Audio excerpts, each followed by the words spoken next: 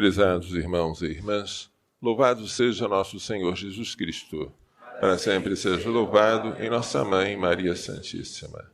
O tema da liturgia de hoje é o falar, é a palavra. Quando a gente sacode a peneira, nela ficam os refugos. E assim, os defeitos do homem aparecem no seu falar.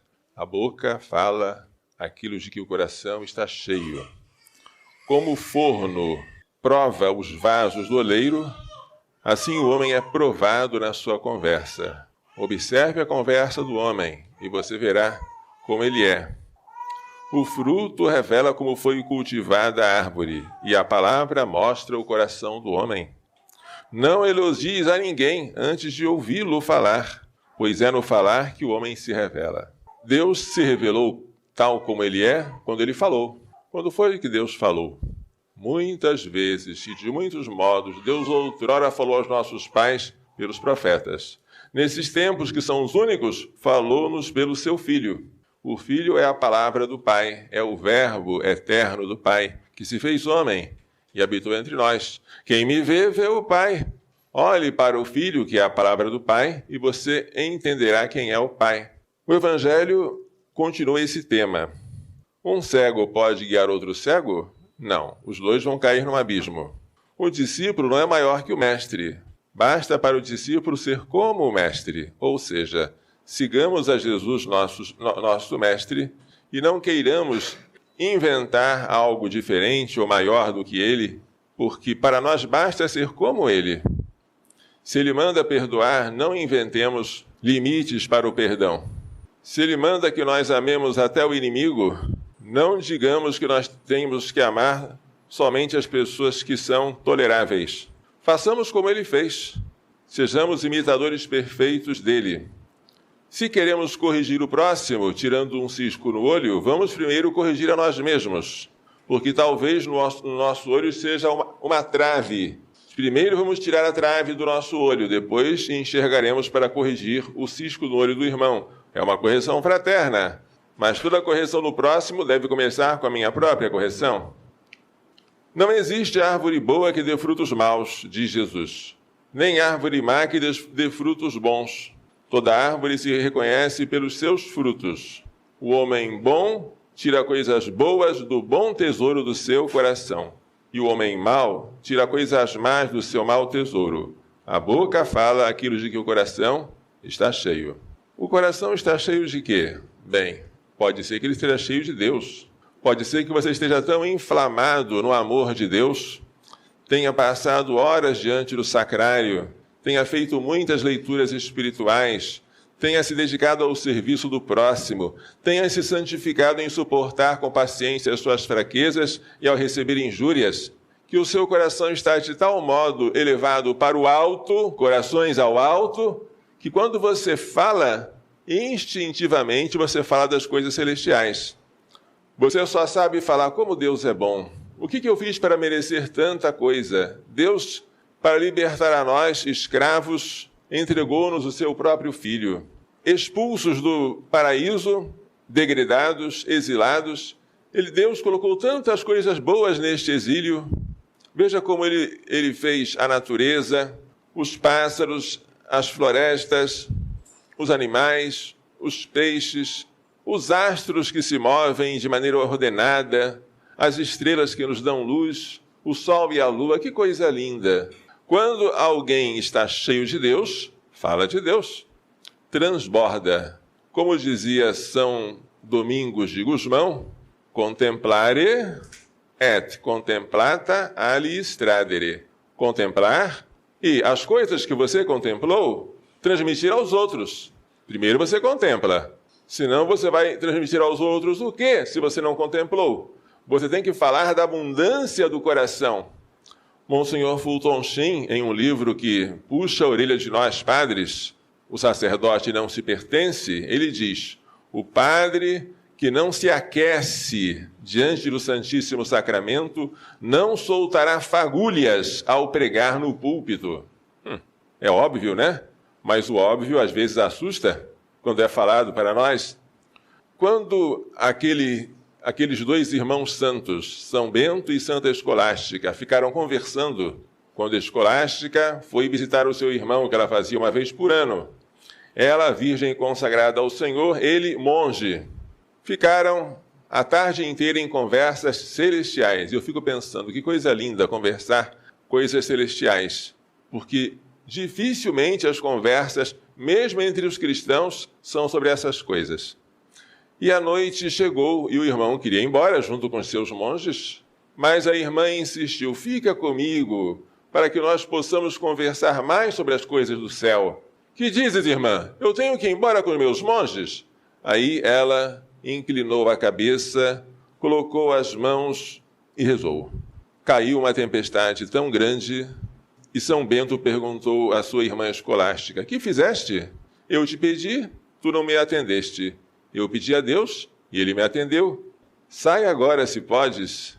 E ele, que não quis atender por vontade própria, teve que atender a ela pela necessidade do tempo, atmosférica, tempestade. E ficaram ele também à noite, juntamente com os monges que estavam lá, conversando sobre coisas celestiais. É lindo. Pouco depois, Santa Escolástica iria morrer e São Bento mandaria que ela fosse colocada no mesmo túmulo que ele havia reservado para si. Eram irmãos gêmeos. Imagine como é uma nossa refeição. Rezamos para começar, rezamos para terminar. E como são os assuntos? Os assuntos são muitos, mas dificilmente nós falamos de Deus. São Domingos de Gusmão, dizem os biógrafos, falava raramente. Falava com Deus ou sobre Deus. É triste, mas é uma realidade, ver as conversas à mesa se degenerarem em conversas sobre terceiros e sobre coisas más de terceiros que estão ausentes. Não devia ser assim conosco. Por quê? Porque a boca fala aquilo de que o coração está cheio.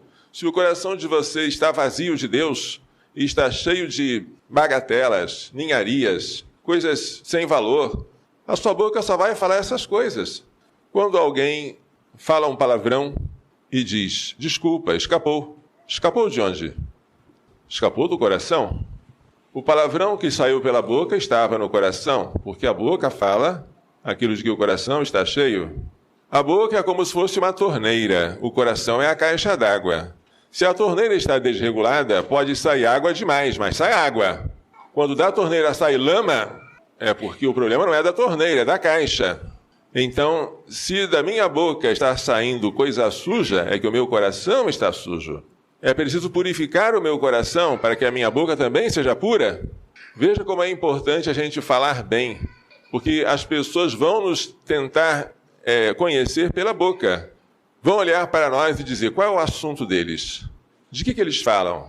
Eles sabem só falar ou sabem também calar? Será que eles são discretos? Será que eles sabem desviar o assunto quando se trata de um defeito alheio?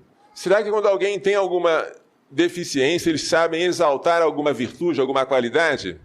Será que eles são seletivos, só falam com uns e evitam falar com outros?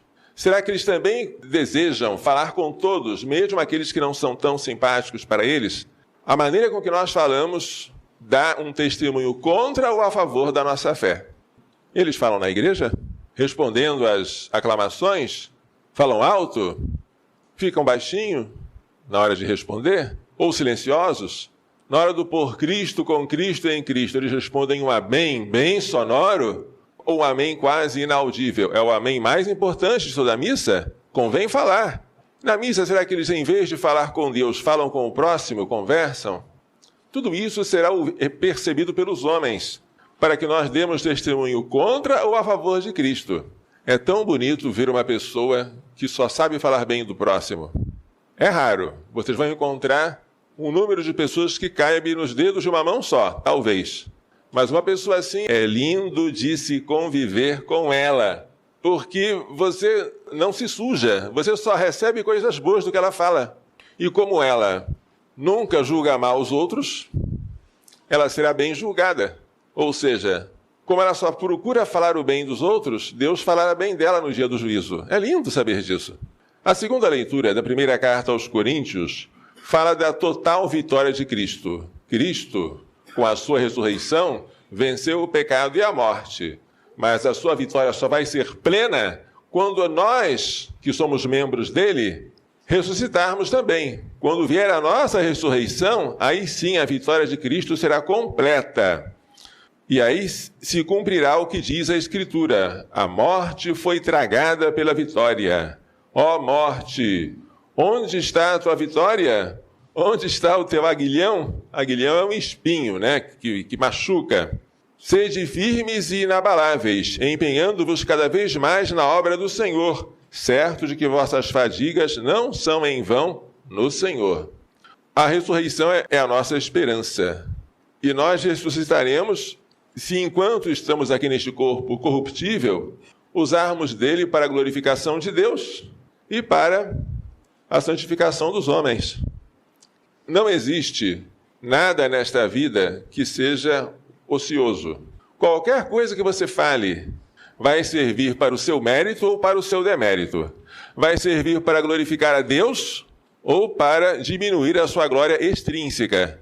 Por isso, a gente tem que tomar cuidado com cada uma das nossas ações, até mesmo a de arrumar o altar, mas também a de arrumar a mesa para comer, a de fazer uma limpeza, tudo que nós fazemos na nossa vida, tudo, o estudo que nós fazemos, o trabalho, a dor que nós sentimos, tudo tem valor se for oferecido a Deus. E a gente oferece tais coisas a Deus na Santa Missa. Lá, a nossa oferta é comparada com uma gotinha de água que o padre deposita no cálice com vinho. Nós nos misturamos com Jesus. E assim, quando o vinho for consagrado e se tornar o sangue do Senhor, nós também estaremos lá com ele. E a oferta de Cristo será também nossa. E adquirirá valor para ser aceita por Deus Pai Todo-Poderoso. Maria Santíssima falou quantas vezes? 6 vezes. Como poderás ter isto se não conheço o homem? Primeira vez. Eis a serva do Senhor, faça-se em mim segundo a tua palavra. Segunda vez. A minha alma engrandece o Senhor, o cântico do Magnífica. Terceira vez. Filho, por que fizeste isso conosco? Teu pai e eu aflito te procurarmos. Quarta vez. Eles não têm mais vinho. Quinta vez.